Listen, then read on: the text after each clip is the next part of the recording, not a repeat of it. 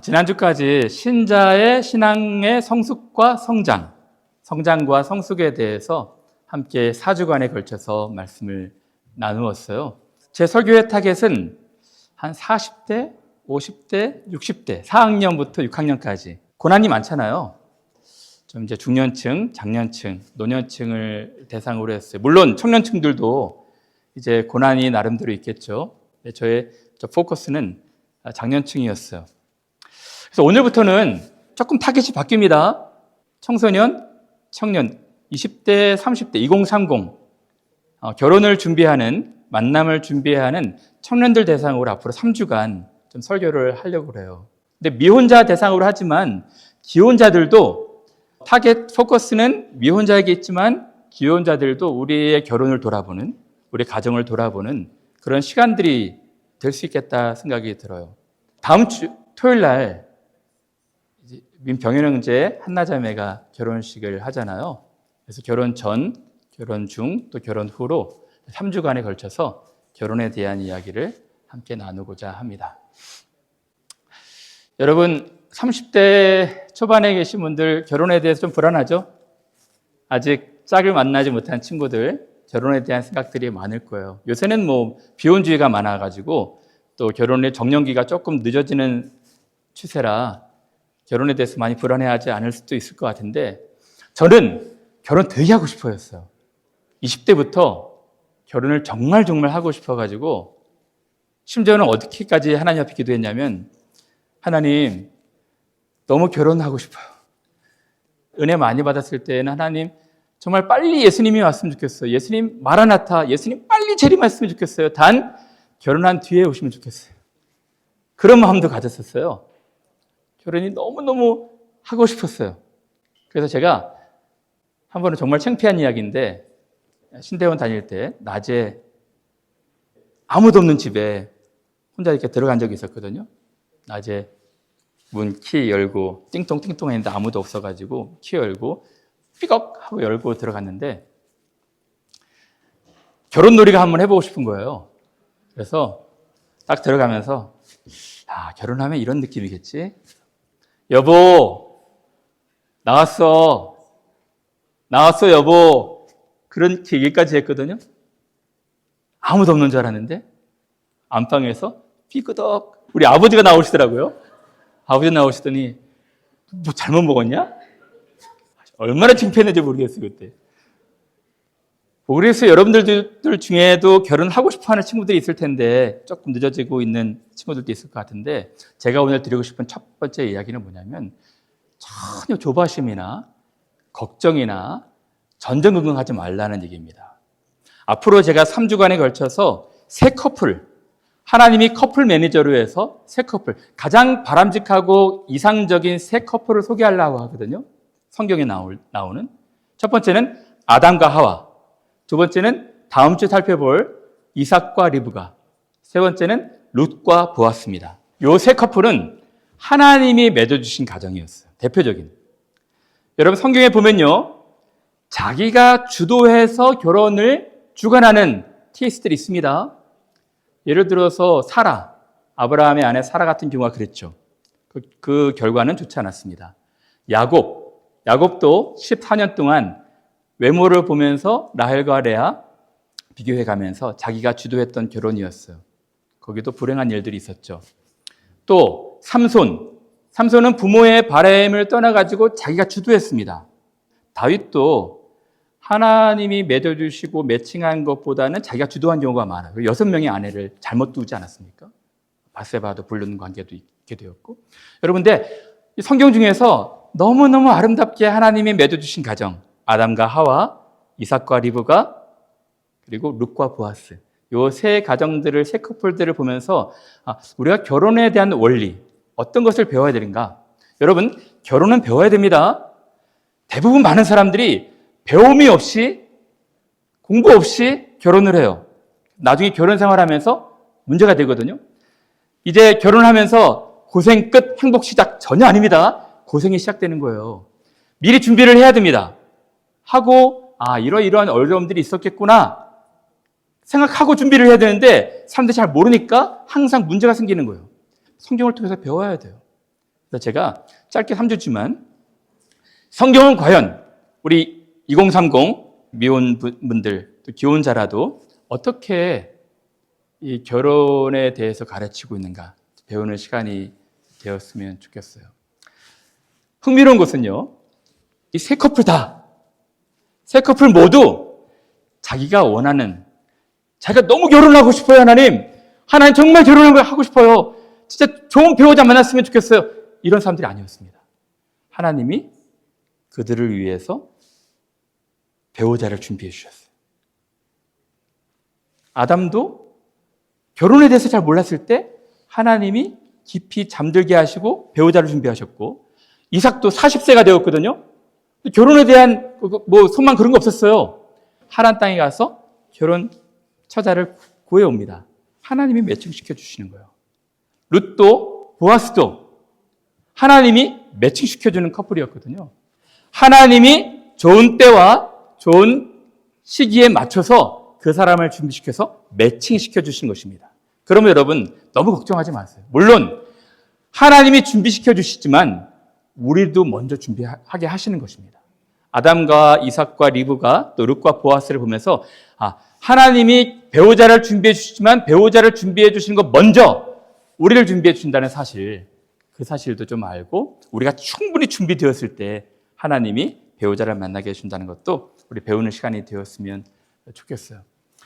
여러분, 저는 공동체 청년 목회하면서 이런 친구들을 되게 싫어합니다. 하나님 앞에 계시받았다고 하는 친구들. 가끔 수련회 가면, NT 가면 그런 친구들이 있어요. 목사님, 하나님이 제게 기도를 응답하셨어요. 제가 오랫동안 배우자를 위해서 기도했는데 배우자를 주시겠다고, 곧 주시겠다고 응답하셨어요. 많은 자매들과 형제들이 솔깃해가지고 집중하고 있는데, 근데요, 제게 주시는 그 자매가 지금 이 자리에 있답니다. 공포, 이런 공포가 없어. 자매들 이제 슬금 도망가기 시작하는 거예요. 그런 얘기 해서는 안 됩니다. 그런 얘기 해서는 안, 물론 하나님이 준비하시지만 그렇게까지 얘기를 하진 않으셔요. 자, 그러면 이제부터 하나님이 아담과 하와 어떻게 커플 매니저로 결혼을 준비하시는가 함께 생각해보는 시간을 갖도록 하겠습니다. 같이 읽어볼까요? 여호와 하나님이 이르시되 사람이 혼자 사는 것이 좋지 아니하니 내가 그를 위하여 돕는 배필을 지으리라 하시니라. 첫 번째 원리가 무엇입니까? 여호와 하나님이 이르시되, 어떻게요? 사람이 혼자 사는 것이 좋지 아니하니. 무슨 말일까요? 여러분, 하나님은 세상을 만드셨어요. 창조하셨습니다. 창조하신 만물 보시고 보시기에 심히 좋아하셨어요. 산과 강과 바다와 들과 모든 만물 너무너무 좋다. 하나님이 창작가로서 만드신 모든 작품들을 보면서 너무 아름다워하셨어요. 심히 좋아하셨어요. 하나만 좋지 않다 말씀하신 것이 있어요. 무엇입니까? 사람이 독처하는 것, 혼자 사는 것. 하나님이 사람이 혼자 사는 것을 좋아하지 않으셨어요. 여러분, 신앙이 무엇입니까? 신앙은 하나님의 기준을 따르는 거예요. 신앙이 무엇입니까? 하나님의 판단을 따르는 것입니다. 오늘 세대를 보면은 비혼주의가 사회 현상이에요. 결혼하기 싫대요. 경제적인 것도 힘들고 롤모델도 별로 없고 갔다 온 사람들도 다 보니까 그냥 그래 보이고 여러 이유를 들면서 결혼을 기피하고 있는 현상입니다. 사람의 기준입니다. 이 세상의 기준이에요. 성경은 뭐라 말합니까? 하나님이 이르시되, 하나님은 이 결혼 제도를 통해 가지고 가정을 이루시고 또 다른 가정을 이루시고 이 가정이 확산되어서 공동체와 사회가 되기를 소망하셨어요. 하나님의 프로젝트는 가정이었습니다. 사람이 혼자 사는 것이 좋지 않다는 거예요. 물론 혼자 사는 것이 좋을 수도 있어요. 혼자 사는 것을 권면하는 분들도 있습니다. 그래서 저는 바울이 되게 얄미워요. 바울이 혼자 살아도 좋겠다 이런 이야기를 했잖아요. 내가 결혼하지 아니한 자들과 과부들에게 이르노니 나와 같이 그냥 지내는 것이 좋다. 결혼하지 않아도 좋다. 심지어 더 나아가서는 결혼하는 자도 잘하는 거지만 결혼하지 않은 자는 더 잘하는 것이다. 이렇게까지 얘기하는 거예요. 왜 이런 얘기를 해가지고 많은 사람들이 비혼주의, 또 기독교인들 중에서도 나는 혼자 살았으면 좋겠어요. 독신주의자가 더 좋아요. 이렇게까지 얘기하게 할까요? 여러분, 물론 예수님도 말씀하셨습니다. 태어났을 때부터 하나님을 위해서 결혼하지 않고 살아가는 사람들도 있다는 거예요. 저는 독신에 대해서 나쁘게 생각하지 않습니다. 그리고 그렇게 살아가는 것이 좋은 사람들도 있어요. 근데 보편적으로, 일반적으로는 하나님의 판단, 하나님의 기준은 혼자 사는 것이 좋지 않다는 것입니다. 같이 살아야 한다는 거예요. 그러면 왜 바울이 이렇게 얘기했을까요? 항상 여러분 성경 보실 때 컨텍스트를 보셔야 됩니다. 맥락을 파악하셔야 돼요. 당시 사회 문제가 무엇인지 보셔야 돼요. 그래서 이 컨텍스트 안에서, 이 맥락 안에서 바울이 이렇게 얘기할 수밖에 없었던 상황을 보셔야 됩니다. 무엇일까요? 대표적으로 두 가지였습니다. 첫 번째는 음행, 두 번째는 박해였어요. 무슨 말이냐면 고린도라는 도시, 음란한 도시 아니었겠습니까? 고린도에 성행하는 그런 성욕, 마치 이 고린도 영지주의자들, 이 사람들은 배고프면 먹듯이 성욕을 식욕 다루듯이 했어요. 그래서 기독교인들은 절대 그래서는 안 된다.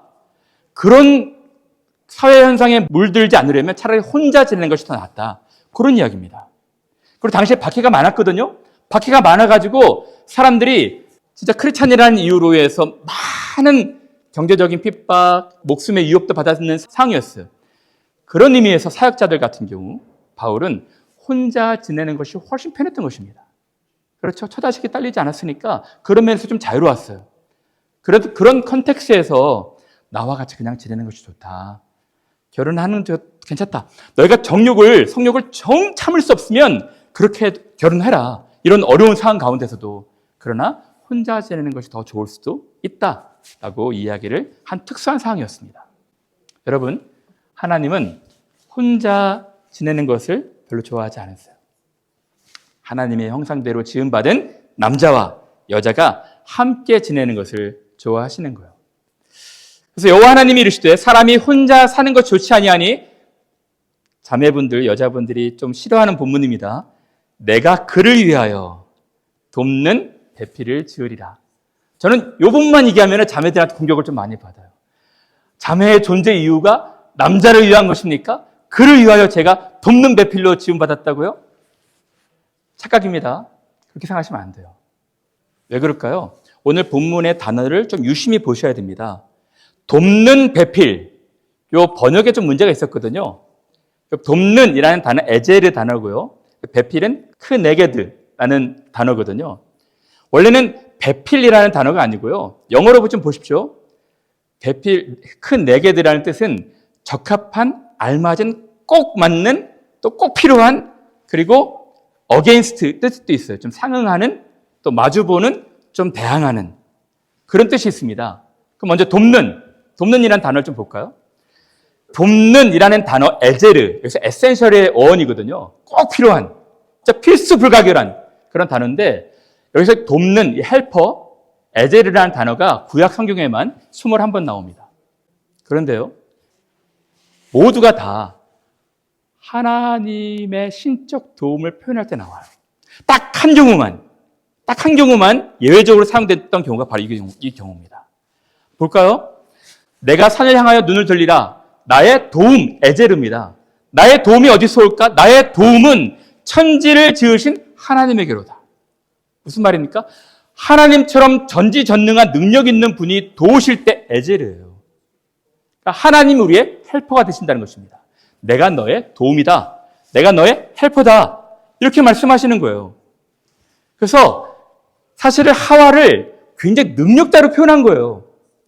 남자들이 너무 못나고 부족하고 온전하지 않으니까 남자에 걸맞는, 상응하는, 꼭 필요한, 적합한, 마주보는 이 수터블이라고 하죠. 꼭 알맞은, 도와줄 수 있는 능력자를 지금 하나님께서 붙여주신 것입니다. 그래서 남자를 위하여 그냥 여자가 지음받은 것은 아니고요.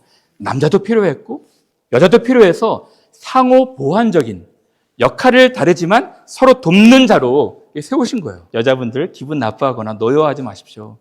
하나님이 정말 비리비리한 남자들 도와줄 수 있도록 능력자를 세워주시는 거예요. 저를 보면 알아요.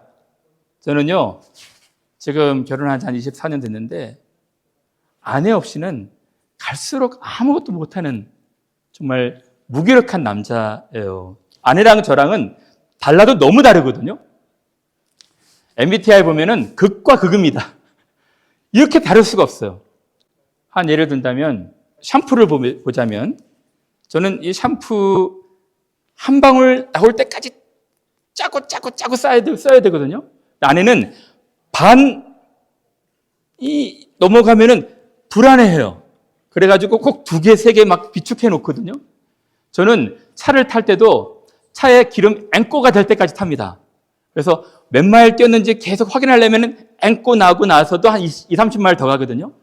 근데 아내는 반만 떨어져도 되게 불안해요. 아내와 저는 너무 달라요. 살아가는 패턴도 다르고 삶도 다르고 기호와 취향도 다 달라요. 근데 하나님이 제가 너무 부족해서 제가 채워줘야 되는 모자란 부분이 있기 때문에 꼭 알맞은, 상응하는, 꼭 필요한 아내를 주신 거예요. 그러므로 우리 사랑하는 청년들, 2030 친구들, 하나님께서 하나님의 때에 여러분들이 잘 준비가 되면 너무너무 아름다운 신랑과 신부들을 이끌어서 여러분들에게 매칭시켜 줄 거예요. 너무 조바심 내거나 긴장하거나 전전긍긍 안 하셔도 돼요. 하나님께서 꼭 알맞은, 돕는, 온전한 사람, 알맞은 사람으로 인도하실 것입니다. 근데 흥미로운 것이 있어요. 이 18절 보십시오. 하나님이 혼자 사는 것이 좋지 않아가지고 돕는 배필을 줄 것이다. 그러면은 배필을 줘야 되는 사건이 나와야 되지 않겠습니까? 18절 뒤에 하나님께서 하와를 만드셔서 주셔야 되는 사건이 있는데 그렇지 않습니다. 약간 인터벌이 있어요. 어떤 것이 있을까요? 19절, 20절 하나님이 아담에게 특별한 사명을 주십니다. 바로 하와를 주지 않으셔요. 하나님이 요 19절, 20절 과정을 거쳐서 여자를 주시는 거예요. 여호와 하나님이 흙으로 각종 들짐승과 공중의 각종 새를 지으시고 아담이 무엇이라고 부르나 보시려고 그것들을 그에게로 이끌어 가시니 아담이 각 생물을 부르는 것이 곧 그 이름이 되었더라. 하나님이 여자가 필요하겠다. 돕는 배필이 필요하겠다. 혼자 사는 것이 좋지 않다. 생각하신 뒤에 잠깐 텀을 주십니다. 그리고 아담에게 사명을 주시는 거예요. 어떤 사명을 주셨을까요? 동물들의 이름을 장명하는 것입니다. 여러분 생각해 보십시오. 지금 과학자들 얘기로는 지금 이 지구 세계에 살아가는 생물이 870만 종이 된다 하더라고요. 육지와 바다 다 합쳐서. 아담이 동물들 암수 한 쌍 낳아가지고 이름을 짓는 것은 쉬운 일이 아니었어요. 그죠? 어떻게 이름을 지었는지 모르겠지만 그 동물들을 잘 관찰하면서 그 본질, 이름을 규명해 주는 것이잖아요. 결코 쉬운 일 아니었습니다. 그래서 하나님께서 일을 먼저 맡기시는 거예요. 얘가 결혼할 준비가 됐나? 결혼할 준비가 됐나? 한번 보시는 거예요. 이 일들을 한번 맡기시고 성경을 보십시오. 아담이 무엇이라고 부르나 보시려고 관찰하신 것입니다. 하나님께서 계속 지켜보시는 거예요. 이 일들을 잘 감당하나? 지켜보신 다음에 사명이 잘 완수된 다음에 하나님께서 하와를 주시는 것이었어요.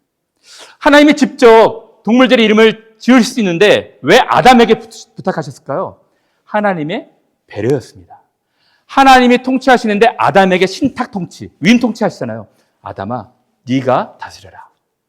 내가 만든 모든 만물 네가 정복하고 네가 관리하고 네가 다스려라. 아담에게 위임한 거예요. 아담은 그것을 잘 감당했어요. 하나님이 준비된 배우자들을 준비시키시고 주실 거예요. 더 중요한 것은 여러분들이 준비가 돼야 돼요. 이제 병현이가 이번 주 토요일 날 결혼하잖아요. 제가 청년부 회장으로서 어떻게 일들을 하는지 지켜보고 있는데 참 잘 감당해요. 최근의 일도 얼마나 지혜롭게 감당하는지 약간 갈등이 있을 수도 있었을 텐데 갈등을 싹 비켜가면서 일들을 잘 컨트롤하고 잘 감당해서 너무 깔끔하고 성공적으로 일들을 잘 하지 않습니까? 그런 걸 보시는 거예요. 이런 것들을 잘 컨트롤해야지 가정도 컨트롤할 수 있겠구나. 여러분 진짜 자매들한테 제 부탁합니다. 이런 남자를 만나지 말아야 됩니다. 이런 남자가 근처로 오면 피하셔야 돼요. 세 가지 말씀을 드릴 텐데 첫 번째는 폭력성. 저 남자 진짜 과격하고 멋지다. 이거 아닙니다. 폭력성. 자기한테는 안 그럴 줄 몰라도 막 뭘 집어 던지고 막 함부로 얘기하고 폭언하고 그런 것. 언제는 자기한테도 그럴 수 있는 거예요. 폭력적인 사람. 두 번째, 중독성이 강한 사람. 뭐 게임이나 아니면 알코올이나 막 중독돼 가지고 있는 사람들 여러분 피하셔야 돼요. 세 번째, 바람기 있는 사람. 나랑 교제하고 연애하고 있음에도 불구하고 신임이 잘 안 가는, 신뢰가 잘 안 가는, 실수하는 사람들 결혼해서 얼마든지 그런 일들을 할 수가 있는 것입니다. 준비돼야 돼요. 준비돼야 됩니다. 형제도 그렇고 자매도 마찬가지입니다. 하나님이 이끌어 가셔서 어떻게 하시나 계속 관찰하시고 보신 다음에 하나님께서 그에게 돕는 배필을 주신 거예요. 또 하나님께서 이 아담에게 먼저 사명을 맡기신 이유가 있어요.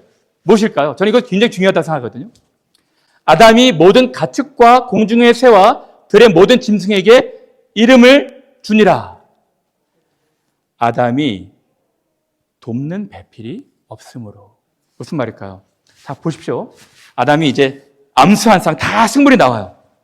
너는 이렇게 이름을 져라. 너는 이렇게 이름을 져라. 너 이게 좋겠다. 가만히 보니까 암수 한 쌍씩 다 나오는데 자기만 없는 거예요. 자기만 혼자예요. 하나님이 아담에게 깊은 외로움을 느끼게 하신 것입니다. 왜 그럴까? 쟤는 코순이도 있고 코돌이도 있고 호순이도 있고 호돌이도 있는데 왜 나는 혼자일까?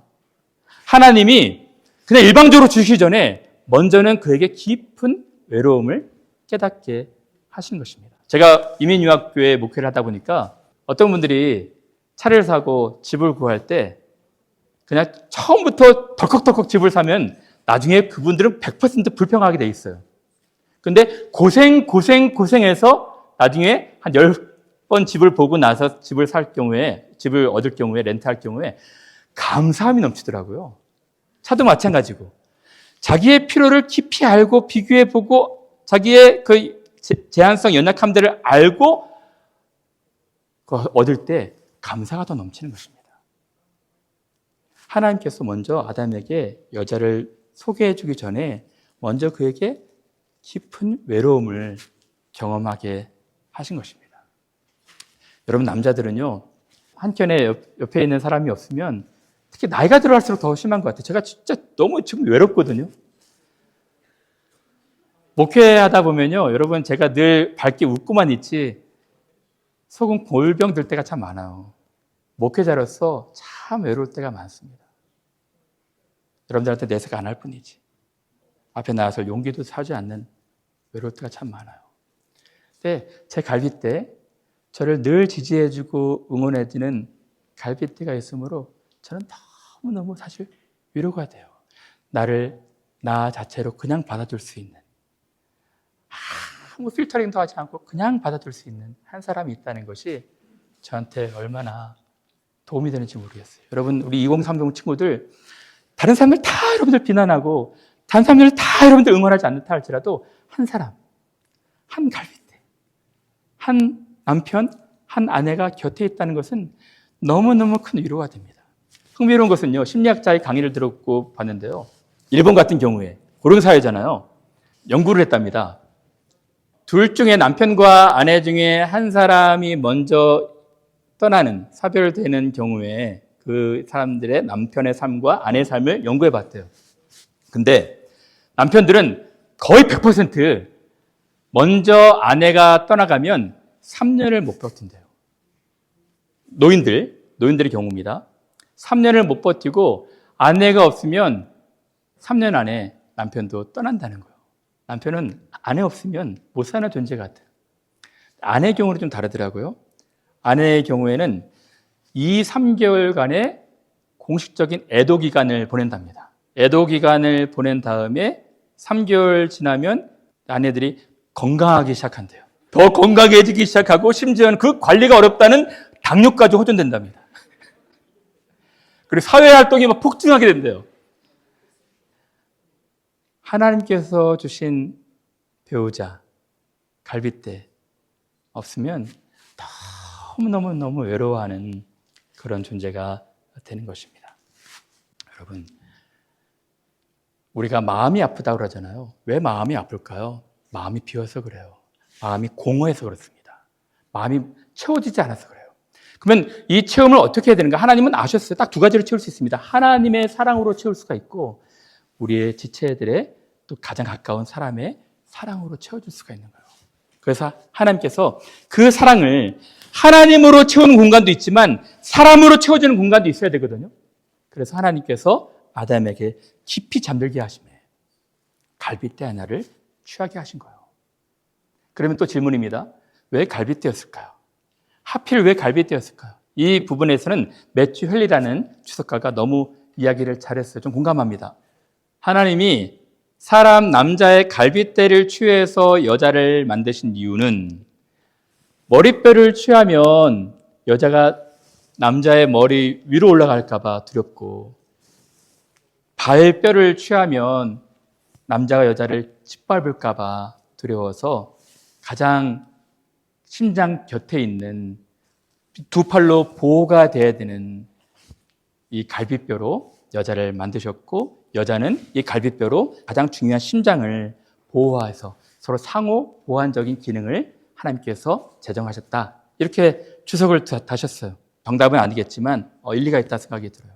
하나님이 정말 서로 남자는 여자를 보호하고 여자는 또 남자의 심장을 또 보호하고 서로 상호 보완하는 그런 존재로 만드신 것입니다.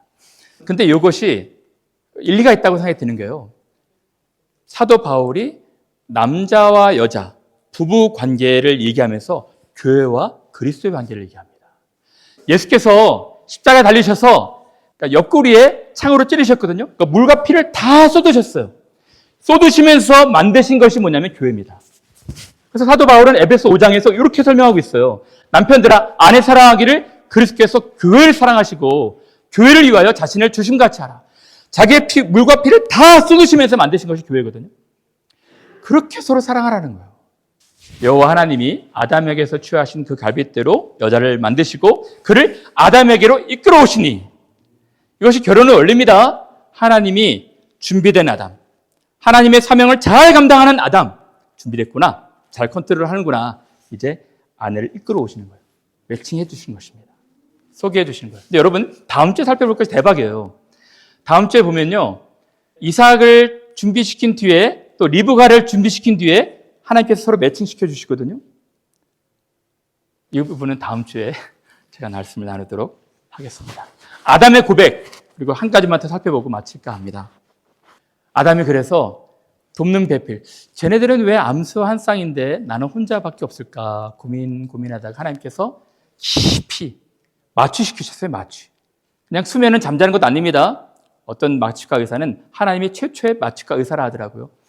깊이 수면 마취시키셔서 갈빗대 수술을 하시고 그리고 여자를 만드셔서 이끌어 오셨어요. 고백합니다. 최초의 사랑 고백. 너무너무 아름답고 달콤한 사랑 고백. 당신은 내 살 중에 살이요, 뼈 중에 뼈입니다. 이것이 하나님이 그토록 듣고 싶어 했던 아담의 고백이었어요. 이것 때문에 사실 하나님께서 모든 것을 다 준비하시고 만드시고 계획하셨던 것입니다. 하나님이 정말 듣고 싶었던 핵심 고백은 이 고백이었어요. 이 고백의 의미가 무엇일까요? 이것입니다. 내가 마음을 다하고 뜻을 다하고 정성 다해서 목숨 다해서 하나님 사랑하라. 그리고 내 이웃을 내 자신처럼 사랑해라. 내 몸처럼 사랑해라. 바로 이것입니다.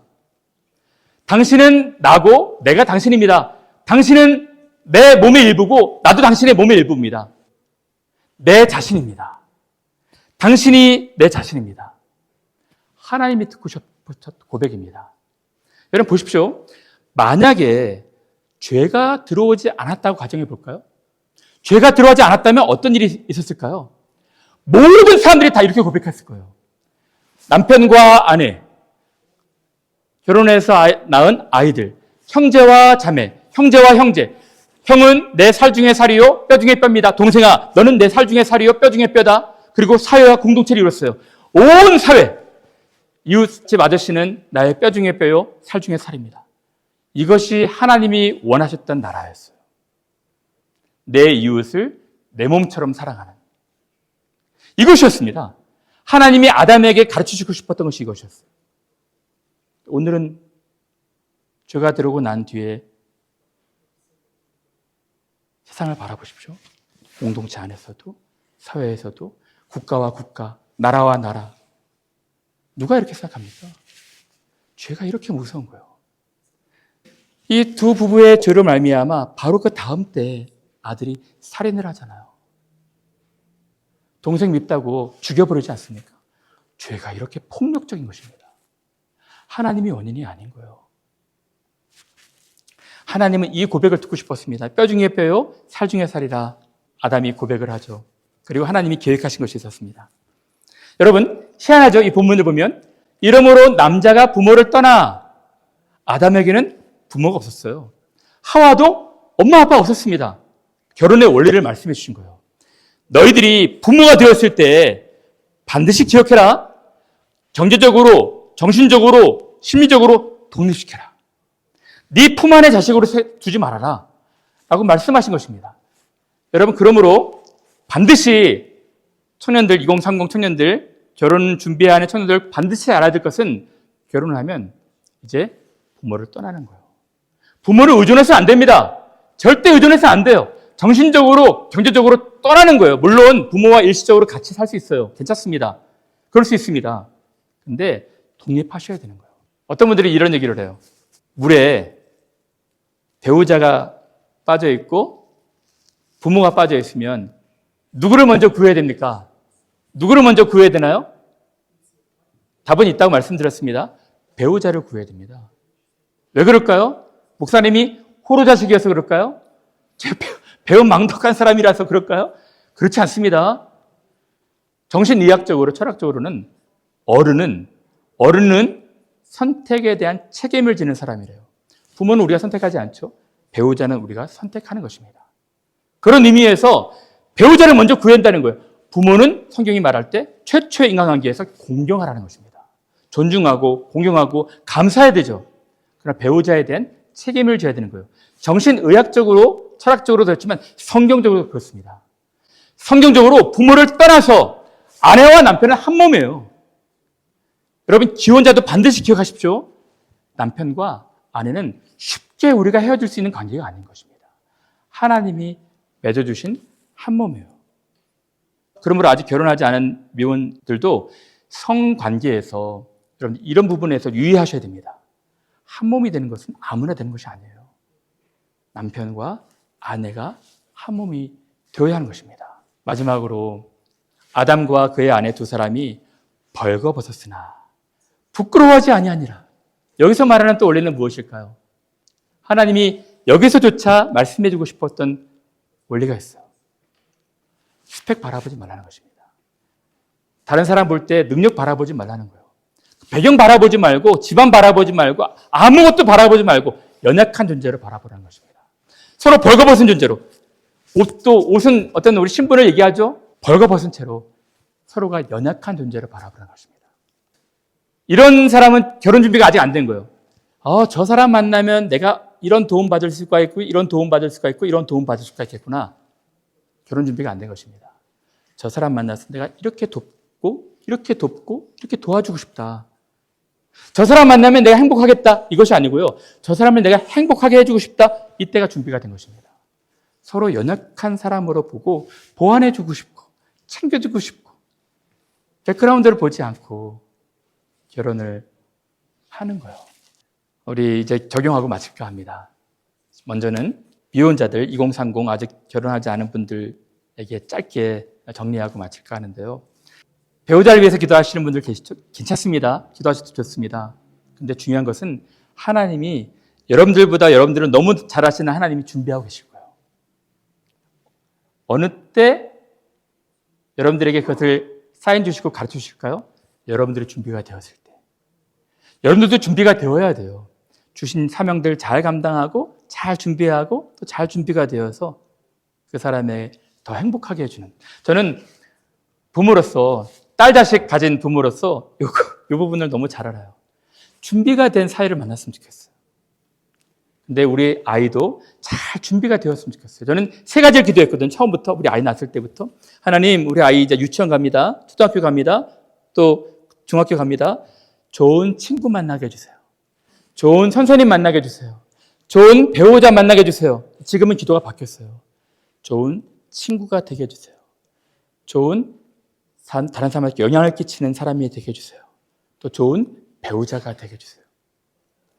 여러분, 하나님이 여러분들 잘 준비되었을 때 반드시 준비시킨 사람이 있을 거예요. 하나님이 여러분 혼자 지내는 거 별로 좋아하지 않으실 거예요. 같이 함께 돕는 알맞은 사람으로 하나님께서 가정을 이루게 하실 것입니다. 여러분들의 기도가 바뀌어야 돼요. 스펙, 185, 외모는 차은우급, 어떤 자매들은 누가 유명한가요? 그런 거 보시면 안 돼요, 여러분. 내가 도와줄 수 있는 연약한, 내 도움이 필요한, 함께 행복한, 서로 마주보는, 서로 함께 한 방향을 바라보는 사람으로 준비시켜 주세요. 기도하셔야 됩니다. 마지막으로 우리 기혼자들 위해서 제가 적용합니다. 여러분, 하나님이 주신 사람들입니다. 조금 믿고 싫어도 하나님이 준비시켜 주신 사람이에요. 새오빠 여러분 바라보시면 안 됩니다. 지금 주신 사람이 만족하셔야 돼요. 그리고 지금 주신 사람 정말 하나님이 나에게 딱 맞는 알맞은 꼭 적합한 꼭 필요한 에센셜한 사람을 주셨다고 생각하셔야 돼요. 그리고 하나님이 주신 사명 함께 이루어 가셔야 됩니다. 또 여러분들에게 각자에게 특별한 고유한 사명 주신 것 함께 이 부분들을 이루어 가셔야 되는 그런 가정교회 가운데서 여러분들 맺어주신 것입니다. 서로 사랑하시고 서로 이해하시고 서로 함께 협력하시는 귀한 분들 되시기를 간절히 바랍니다.